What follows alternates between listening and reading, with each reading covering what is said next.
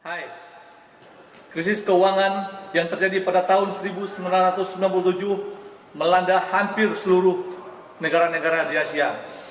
Berkaitan dengan negara kita, Indonesia, Presiden Soeharto yang pada saat itu menjabat sebagai Presiden Negara Republik Indonesia menghadapi dilema apakah beliau harus memutuskan ikut CBS atau tidak.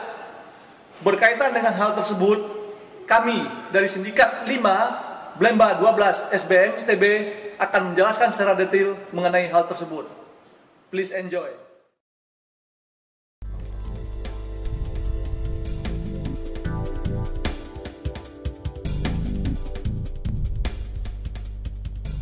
Indonesia memiliki 17.000 pulau dan menjadi negara kepulauan terbesar di dunia.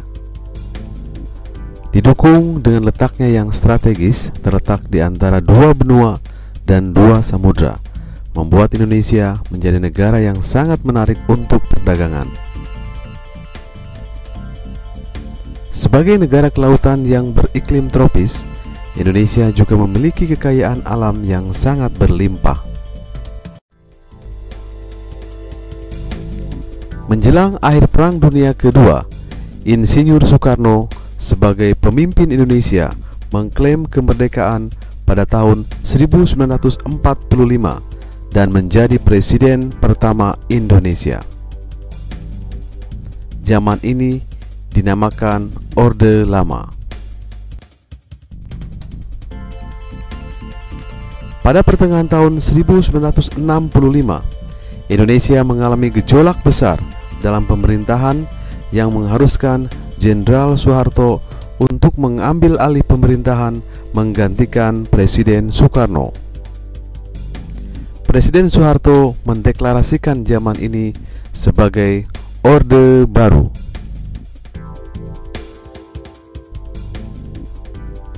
Pada pertengahan tahun 1960-an, Presiden Soeharto mereformasi sektor perbankan yang memperbolehkan bank pemerintah maupun bank swasta untuk beroperasi.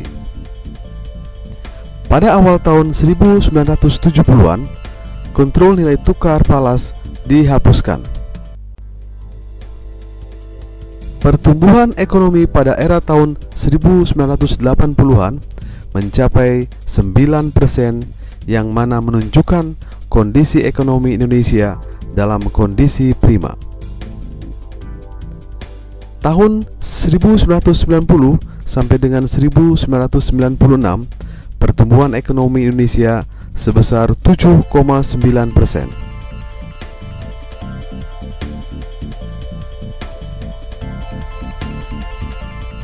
Walaupun pertumbuhan ekonomi Indonesia menunjukkan prestasi yang baik, pada tahun 1997 Indonesia harus menderita akibat krisis yang melanda Asia. Krisis Asia dimulai ketika mata uang Baht Thailand terdevaluasi sebesar 25% akibat nilai tukar tetap ditinggalkan dan Baht Thailand mulai diberlakukan sistem mengambang bebas.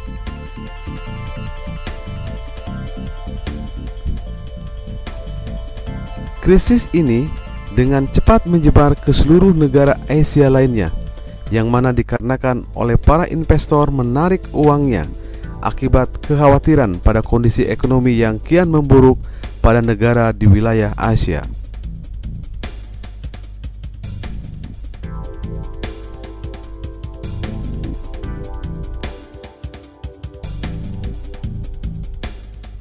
Kondisi krisis ini diperparah dengan kondisi Indonesia, yang mana surat hutang luar negeri Indonesia yang sangat besar, rata-rata utang jangka pendek. Lemahnya sistem perbankan di Indonesia.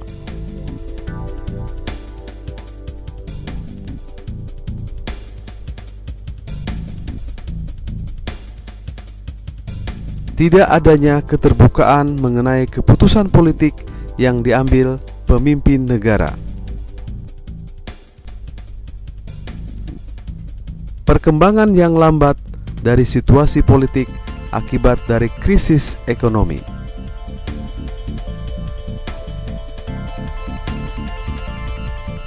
Pada tanggal 8 Oktober 1997, saat nilai rupiah mengalami penurunan yang signifikan, pemerintah mencari dukungan dari IMF dengan 4 kondisi.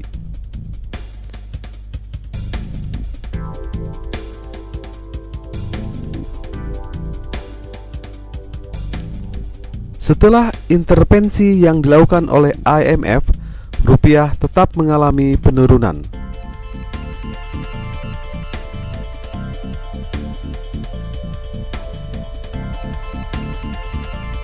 Puncak krisis ekonomi yang dialami Indonesia terjadi pada tahun 1998.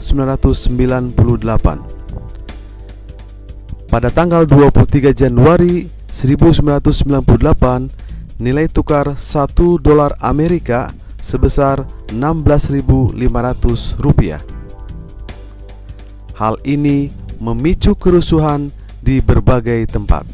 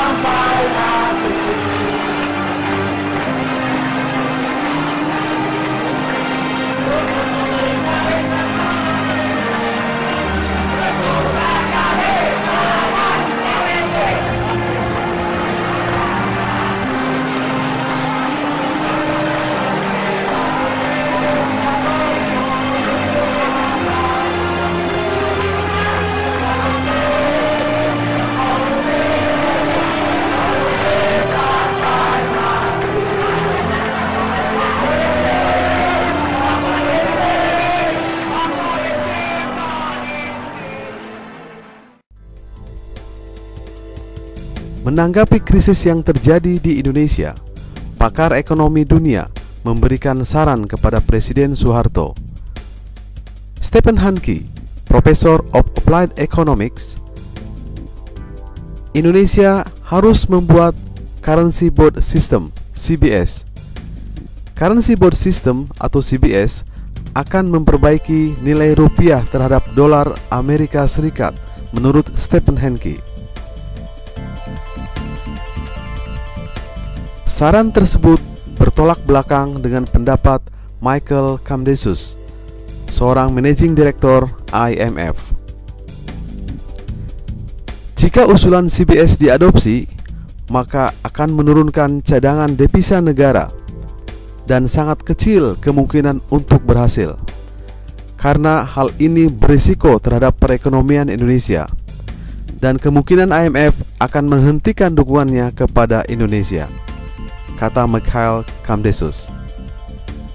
Soeharto juga diminta oleh Presiden Amerika Serikat, Perdana Menteri Jepang, dan pemimpin negara lainnya untuk melaksanakan reformasi IMF. Apa yang sebaiknya Presiden Soeharto lakukan? Mengambil langkah untuk mengimplementasikan CBS seperti yang disarankan oleh Stephen Hanke, atau tidak, seperti saran Michael Kamdesus? Kesimpulan dari uraian di atas adalah: 1. Hutang luar negeri jangka pendek dalam mata uang asing harus didukung dengan kokohnya cadangan devisa negara, karena sewaktu-waktu hutang tersebut harus dibayarkan. Oleh karena itu, dibutuhkan cadangan dalam mata uang US dollar untuk membayar hutang tersebut. Hal ini membuat nilai mata uang tersebut tidak stabil jika Indonesia tidak mempunyai cadangan devisa yang memadai. 2. Currency Board System (CBS) baik untuk diterapkan di Indonesia apabila cadangan devisa negara Indonesia sudah stabil atau kuat. Apabila CBS gagal diterapkan, pada saat itu Indonesia akan kehilangan kepercayaan dari komunitas global. 3. Karena krisis keuangan yang melanda Indonesia dan cadangan devisa negara tidak memadai, maka jalan yang terbaik pada saat itu melakukan reformasi keuangan sesuai instruksi IMF. Apabila CBS dijalankan pada saat itu, maka akan menyebabkan pengetatan keuangan yang cepat dan berdampak buruk bagi pertumbuhan ekonomi. Demikian kesimpulan.